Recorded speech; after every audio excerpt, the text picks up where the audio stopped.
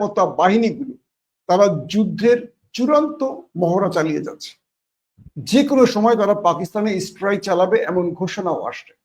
আজকে ছিল পাকিস্তানের যেটা কি প্রতিষ্ঠা বার্ষিকী বলতে পারি, জন্মদিন, তারা বলে আজাদি। তো এই আজাদি দিবসটি পাকিস্তান ব্যাপক শোডাউনের মাধ্যমে পালন করেছে এবং সাম্প্রতিক যুদ্ধে পাকিস্তান তাদের যে যুদ্ধ বিমান বা যেই সামরিক অস্ত্রগুলো ব্যবহার করে ভারতকে পরাজিত করেছে সেগুলোকে আজকে প্রকাশ্যে এনেছে।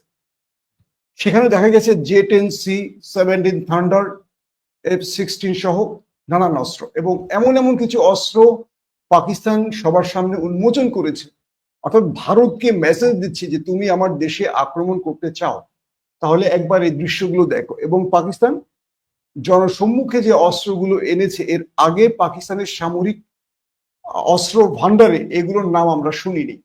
কিছু গণমাধ্যম বলছে পাকিস্তান সাম্প্রতিক সময় তারা ভয়াবহ কিছু অস্ত্র হাতে পেয়েছে এবং তারা ফাতে মিসাইল 1, 2, 3, 4 এগুলো প্রদর্শন করেছে, শাহিন প্রদর্শন করেছে।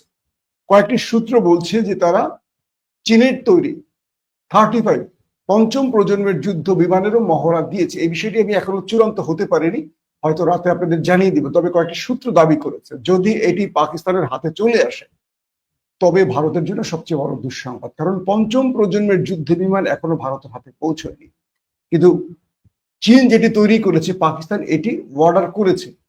এখন এই প্রশিক্ষণের মানে আজকের এই স্বাধীনতা দিবসের জন্য চীন কি পাকিস্তানকে কিছু 35 দিয়েছে এটা নিশ্চিত হতে আমাদের হয়তো রাত পর্যন্ত সময় লাগবে। তবে কিছু সূত্র বলছে যে হ্যাঁ, 35 আজকে পাকিস্তানের আকাশে উড়েছে, কারণ এগুলো আজকে দিনব্যাপী পাকিস্তানের জনগণের জন্য উন্মুক্ত ছিল এবং সেখানে বিভিন্ন রকম অনুষ্ঠান হয়েছে। পাকিস্তানের যারা বিগত বুনিয়ানুম মারসুসের সাফল্যের সাথে ভারতকে পরাজিত করেছে তাদেরকে ক্রেস্ট দেওয়া হয়েছে, সংবর্ধনা দেওয়া হয়েছে, তাদেরকে বিরচিত সংবর্ধনা দেওয়া হয়েছে পাকিস্তানে। দর্শক, তো ভারতের এই মুহূর্তে দুটো টার্গেট, অর্থাৎ